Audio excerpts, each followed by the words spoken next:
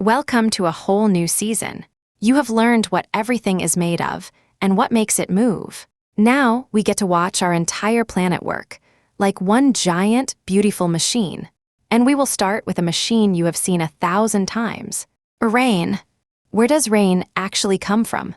Now, a lot of people imagine a cloud slowly filling up with water, like a bucket, until it gets too full and tips over. But that is not it at all. The real story is far more wonderful, and you already know every single piece of it. It begins with the sun. Every day, the sun shines down on the oceans, the lakes, and the rivers, and gently warms the water at the top. And remember what we learned about heat. It makes the tiny water pieces jiggle faster and faster, until some of them break free and float up into the air as invisible water vapor. It does not even need to boil. The sun does this slowly, all day long, lifting a huge amount of water up into the sky. Now, way up high, the air gets very, very cold. And remember, cold means the pieces slow down. So as our water vapor rises up into that cold air, it slows and cools, and the pieces clump back together into tiny, tiny droplets of liquid water. And when billions upon billions of these tiny droplets gather together, they make something you see every day, a cloud. So here is the first big surprise. A cloud is not a bag of water. It is a colossal crowd of separate, tiny droplets, each one so small and light that it simply floats in the air, like dust in a sunbeam. That is why clouds can drift so gently across the sky. They are not heavy bags at all.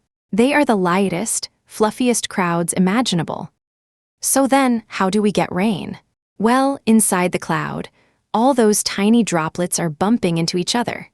And when they bump, they merge, joining into bigger droplets. And those bump and merge into even bigger ones, until, at last, a droplet grows so big and so heavy that the air simply cannot hold it up any longer. And down it falls, not because the cloud tipped over, but because a single drop finally got too heavy to float. And that is rain. And now, watch the whole beautiful machine turn. The sun lifts water from the sea as vapor.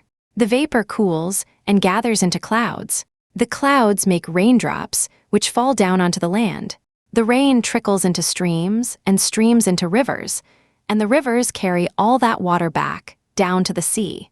And then, the sun lifts it up, and it all begins again. Round and round forever. We call it the water cycle, and the whole enormous thing is powered by nothing but sunshine. So there it is. The sun lifts water into the sky as invisible vapor. Up in the cold, it forms clouds made of billions of tiny droplets. Those droplets merge until they are heavy enough to fall as rain, and rivers carry it all back to the sea, round and round forever. And here is my favorite part. It is the same water, used over and over for billions of years. So the rain running down your window today may once have been an ocean that a dinosaur swam in.